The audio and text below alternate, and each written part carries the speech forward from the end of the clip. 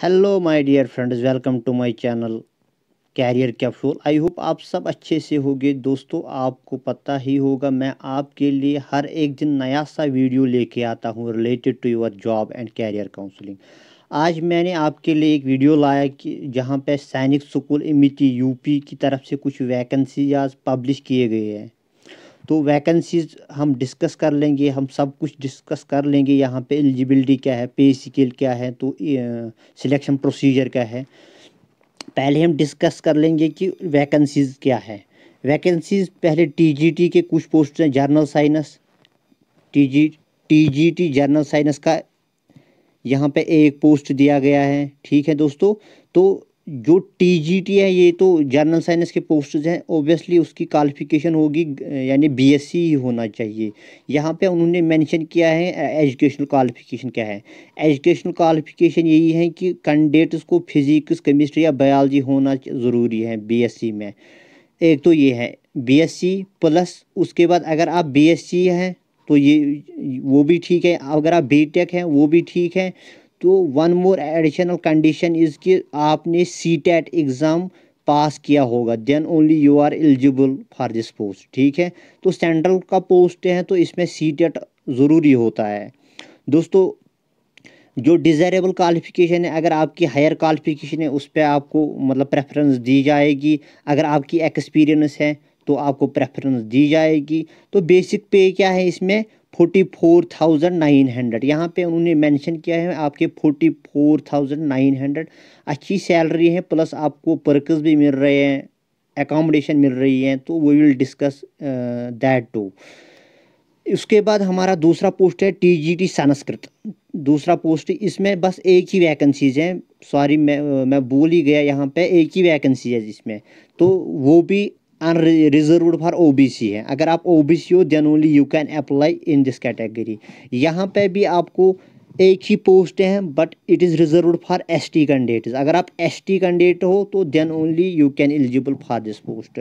दोस्तों, qualification simple ही है, तो इसमें भी ऐसा कुछ नहीं है, बस ग्रेजुएशन होना ज़रूरी है। यहाँ पे उन्होंने मेंशन किया है ग्रेजुएशन विद द सब्जेक्ट, यानी आपका संस्कृत, ग्रेजुएशन में संस्कृत सब्जेक्ट होना ज़रूरी है। तो इसमें भी सीटेट है। जो भी यहाँ पे मैं डिस्कस कर रहा हूँ टीचिंग रिलेटेड, तो उसमें सीटेट ज़रूरी होना चाहिए। तो डिज़ायरेबल क्वालिफिकेशन, अगर हैविंग पीजी डिग्री अगर होगी हायर क्वालिफिकेशन, वो तो डिज़ायरेबल होगा। अगर आपकी एक्सपीरियंस है आपको ज़्यादा प्रेफरेंस मिलेगी, तो यही है डिज़ायरेबिलिटी। तो इसमें भी 44,900 आपको बेसिक पे मिल जाएगा दोस्तों। उसके बाद यहाँ पे है आर्ट आर्ट मास्टर के कुछ पोस्ट्स हैं। यहाँ पे उन्होंने मेंशन किया है सी में आर्ट मास्टर के इसमें भी एक ही पोस्ट है अनरिजर्व, यानी अगर आप यहाँ पे हर कोई अप्लाई कर सकता है। ओपन मेरिट के जितने भी हैं वहाँ पे अप्लाई कर सकते हैं इस आर्ट मास्टर में। इसमें भी आपको ग्रेजुएशन होनी चाहिए। ग्रेजुएशन में आपका यानी पेंटिंग आर्ट, फाइन आर्ट की यानी सब्जेक्ट होनी चाहिए। Minimum 2 years full time diploma होना चाहिए आपको। ग्रेजुएशन प्लस अगर आपका ये डिप्लोमा होगा तो देन इट इज़ ओके। या ग्रेजुएशन में अगर आपका सब्जेक्ट फाइन आर्ट होगा, पेंटिंग एटसेट्रा होगा, तो still you are eligible for this post. या अगर आपका MA in drawing and painting भी होगा तो still you are eligible for this post. दोस्तों, उसके लिए डिज़ायरेबल क्वालिफिकेशन क्या है, और इसमें कि इंग्लिश का आना ज़रूरी है। आपको इंग्लिश आना ज़रूरी है। You should be able to talk in English and you should have a group in English. तो डिज़ायरेबल क्वालिफिकेशन यही है कि टीचिंग आपको, अगर आपको एक्सपीरियंस होगी तो इट इज़ फाइन। अगर आपको यानी अगर आपको गेम्स में कुछ एक्सपीरियंस को करिकुलम एक्टिविटीज़ में होगी, स्टिल इट इज़ डिज़ायरेबल। ठीक है दोस्तों। तो सॉरी, मैं यहाँ पे मेंशन यहाँ पे एज का मैं भूल गया। तो जो यहाँ पे साइंस का मैंने पहला पोस्ट डिस्कस किया था उसमें एज आपको होनी चाहिए 21 से 35 आपकी एज होनी चाहिए। तो एज एज ऑन 6 अप्रैल आपको काउंट की जाएगी, यहाँ पे उन्होंने मेंशन किया है। तो संस्कृत में एज होना हर एक इन तीनों पोस्ट में आपको 21 से 35 की एज होना ज़रूरी है। यहाँ पे भी 21-35 के बीच आपको एज होनी चाहिए। इसमें आपको इसमें ये जो पोस्ट मैंने डिस्कस किया यहाँ पे आर्ट मास्टर का कंट्रैक्चुअल बेसिस पे है। यहाँ पे उन्होंने ये कंट्रैक्चुअल बेसिस पे रखा है, एक ही पोस्ट्स हैं कंट्रैक्चुअल बेसिस, ओपन मेरिट, हर कोई इसमें अप्लाई कर सकता है। आपको यहाँ पे रेम्यूनरेशन मिल जाएगी पर मंथ 20,000, यहाँ पर 20,000 आपको रेम्यूनरेशन मिल जाएगी। ठीक है दोस्तों, इसमें भी आपकी एज 21 और 35 के बीच होनी चाहिए, राइट। तो उसके बाद है physical training instructor. Physical training instructor यहाँ पे उन्होंने वैकेंसीज मेंशन की हैं। फिजिकल ट्रेनिंग इंस्ट्रक्टर के लिए भी एक ही वैकेंसीज हैं, वो भी कंट्रैक्चुअल बेसिस पे यहाँ पे उन्होंने मेंशन किया। एक तो एक ही वैकेंसीज हैं, दूसरा कंट्रैक्चुअल बेसिस हैं, तीसरा females, only females can apply for this post, right. तो इसमें भी क्वालिफिकेशन क्या है आपकी, क्वालिफिकेशन यानी BPED होना चाहिए। ठीक है दोस्तों, BPED होना चाहिए आपको, या बैचलर इन सपोर्ट्स में भी अगर आपका होगा, ह्यूमैनिटीज़ एंड फिजिकल एजुकेशन में भी अगर आपका ये सपोर्ट्स ये होगा डिग्री, तो still you are eligible for this post. Plus आपका इंग्लिश आना ज़रूरी है। तो डिज़ायरेबल क्या है, इसमें भी अगर आपकी कुछ एक्सपीरियंस होगी या आपका कुछ सपोर्ट उसमें BPED के बाद MPED आपका होगा, तो then you will be desirable, इस पे लिखा है। तो इसमें भी एज 21 से 35 के बीच होनी चाहिए। तो रेम्यूनरेशन आपको मिल जाएगी 20,000, राइट। तो ये था कुछ टीचिंग पोस्ट्स के लिए। अब हम एडमिनिस्ट्रेटिव पोस्ट्स के लिए डिस्कस कर लेंगे। तो एडमिनिस्ट्रेटिव पोस्ट में पहला पोस्ट ये है आपको LDC, यानी LDC स्टोर, यानी इसमें आपकी एक तो ग्रेजुएशन इन्होंने मेंशन नहीं की, यानी टाइपिंग आना ज़रूरी है इसमें। लोअर डिवीजन क्लर्क है ये, पूरी जो इसका फुल फॉर्म है, it is lower division clerk. तो इसमें क्वालिफिकेशन क्या है, आपने तो सेकेंडरी स्कूल यानी 10+2 और इक्विवेलेंट एग्ज़ाम आपने बोर्ड या यूनिवर्सिटी से पास किया होगा। तो आपकी टाइपिंग 40 वर्ड्स पर मिनट होनी चाहिए, सॉरी। और प्लस आपको कंप्यूटर नॉलेज होनी चाहिए, that too in MS word की नॉलेज होनी चाहिए। डिज़ायरेबल यही होगा अगर आपकी हायर क्वालिफिकेशन होगी, BA BSc knowledge short hand की होगी, या इंग्लिश आपका अच्छा है। तो इसमें भी एज उन्होंने रखी है 18 to 50 ईयर्स, इसमें एज ज़्यादा ही है। तो इसमें आपको ये जो पोस्ट है अनरिजर्व्ड है, ओपन मेरिट के लिए हर कोई इस पे अप्लाई कर सकता है। प्लस ये परमानेंट पोस्ट है, बेसिक पे आपको एटलीस्ट 20,000 से मिल जाएगा, और आपको प्लस अलाउंस भी मिल जाएंगे। तो नेक्स्ट पोस्ट है यहाँ पे मैट्रॉन फीमेल ओनली, यानी मैट्रॉन होती है ये जो mature wife, like house wife, जो बच्चों का केयर करती है अच्छे से। तो this is the post for those, right. तो यहाँ पे सिर्फ फीमेल अप्लाई कर सकती है, only female can apply, right. तो ये भी कंट्रैक्चुअल बेसिस पे है, अनरिजर्व्ड ओपन मेरिट के बच्चे इस पे अप्लाई कर सकते हैं, ओनली फॉर फीमेल, बस फीमेल इसमें अप्लाई कर सकती है। तो क्वालिफिकेशन क्या है इसमें, मैट्रिकुलेशन आपका होना ज़रूरी है। प्लस आपके इंग्लिश पे भी अच्छी खासी कमांड होनी चाहिए, यानी इंग्लिश कम्युनिकेशन स्किल्स होनी चाहिए। तो डिज़ायरेबल यही होगा, बेसिक क्वालिफिकेशन इसमें 10th है। तो अगर आपकी हायर क्वालिफिकेशन होगी BA BSc BCom, यानी सपोर्ट उसमें कुछ होगा, या आपकी एक्सपीरियंस होगी, तो then you will be desirable. Plus आपका एज 18 to 50 होनी चाहिए। तो इसमें भी आपको कंट्रैक्चुअल बेसिस पे है, still you will get the remuneration of 20,000, right. तो नेक्स्ट पोस्ट है हमारा general employ electrician, pump operator. ठीक है दोस्तों, तो इसमें भी क्या है कि पहले इसमें एक ही पोस्ट हैं, रेगुलर हैं, मगर ये कंट्रैक्चुअल पे नहीं है, रेगुलर पोस्ट हैं। आपका मैट्रिकुलेशन प्लस ITI इन इलेक्ट्रिशियन होना ज़रूरी है। डिज़ायरेबल यही होगा अगर आपके पास एक्सपीरियंस होगी, ठीक है। एज अगर आपकी एज 18 to 50 होगी, तो then only you can apply. Plus आपको जो बेसिक पे मिलेगा दैट इज़ 18,000, राइट। इसमें भी फिर अलाउंस भी मिलते हैं आपको, क्योंकि ये परमानेंट पोस्ट है। कंट्रैक्चुअल पोस्ट के लिए कोई भी अलाउंस आपको नहीं मिलेगी। अगर ये परमानेंट पोस्ट है तो then you will get a lucrative allowance. तो अब आपका जनरल एम्प्लॉई है, जनरल एम्प्लॉई के भी 3 पोस्ट्स हैं। यहाँ पे जनरल एम्प्लॉई के 3 पोस्ट्स हैं, 2 पोस्ट्स रिजर्व्ड हैं फॉर, एक OBC के लिए है, एक पोस्ट अनरिजर्व्ड, यानी 2 पोस्ट ओबीसी के लिए हैं, तो 1 पोस्ट अनरिजर्व्ड यानी ओपन मेरिट के लिए है। ओपन मेरिट के लिए टोटल 3 पोस्ट्स है। तो इसमें भी क्वालिफिकेशन आपकी मैट्रिकुलेशन होनी चाहिए। अगर आपका डिज़ायरेबल क्वालिफिकेशन, अगर आपकी एक्सपीरियंस होगी प्लस रेजिडेंशियल स्कूल में आपकी वर्किंग एक्सपीरियंस होगी, एज 18 to 50 और बेसिक सैलरी आपको 18,000 मिल जाएगी।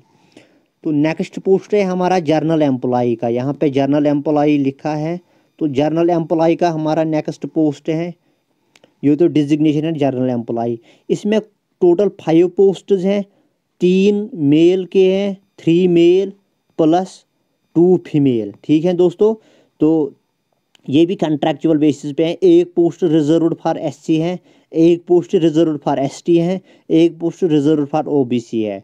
ठीक है दोस्तों, और 2 पोस्ट अनरिजर्व्ड है, 2 पोस्ट ओपन में, 3 रिजर्व्ड है और 2 अनरिजर्व्ड है, और 3 मेल्स के लिए है, 2 फीमेल्स के लिए है, टोटल 5 ही हैं।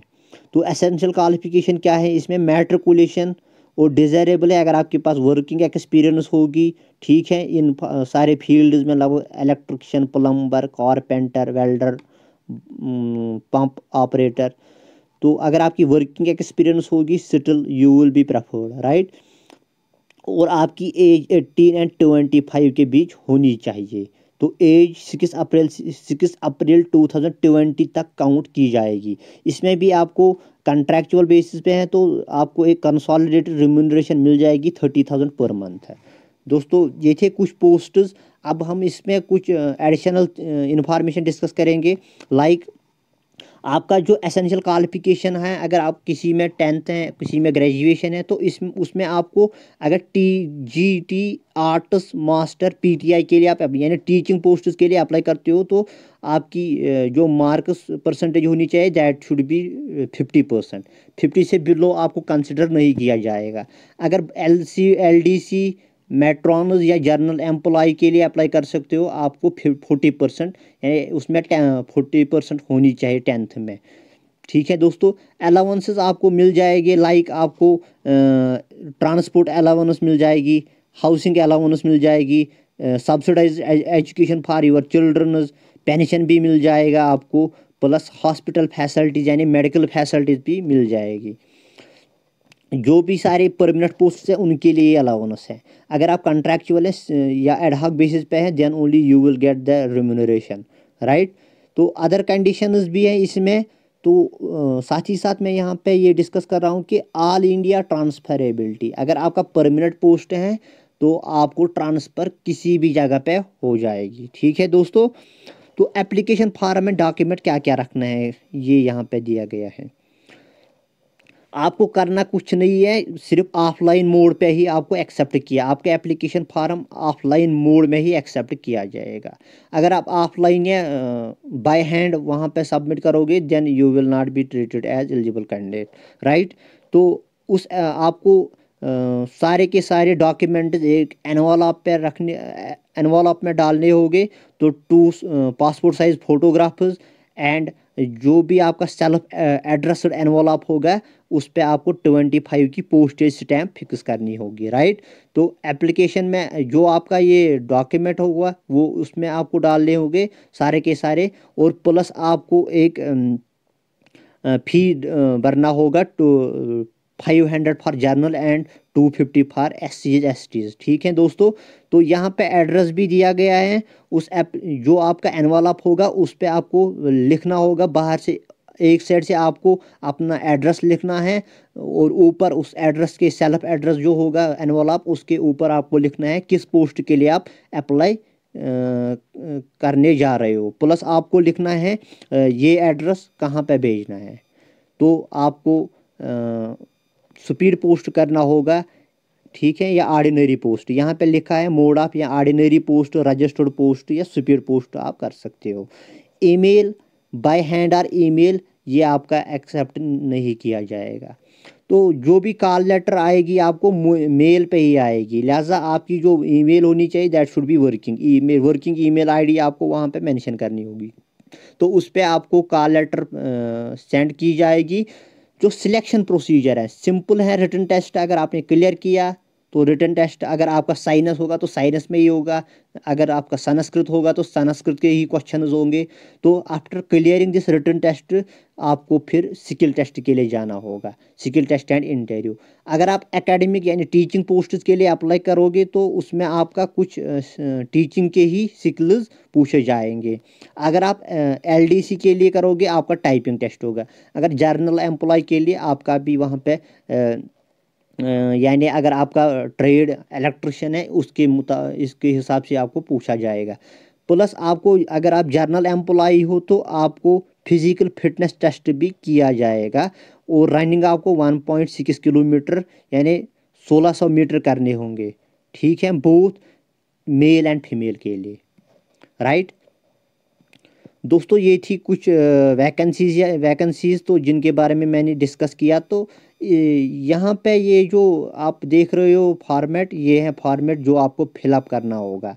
यहाँ पे ये आप फिलअप करोगे, 2 ही पेजेस हैं, तो ये एनवलप में रख के प्लस आपके documents and fee in the form of bank demand draft. तो उस पर मैंने एड्रेस भी मेंशन किया किस एड्रेस पर सेंड करना है। आपका फिर कॉल लेटर आ जाएगा, कॉल लेटर के बाद आपका skill test, interview and written test भी होगा। दोस्तों ये आपको आएगा। तो अगर आप मेरे चैनल पे नए हो तो please do subscribe my channel. मेरा वीडियो आपको कैसा लगा, अगर अच्छा लगा तो please do subscribe and share this video for those who need this video. तो अगर आपको मेरा वीडियो पसंद नहीं आया तो प्लीज़ डू इन्फॉर्म मी, मुझे कहाँ पे इम्प्रूवमेंट की ज़रूरत है। तो ये जो नोटिफिकेशन है इसकी लिंक आपको डिस्क्रिप्शन में मिल जाएगी। Thank you for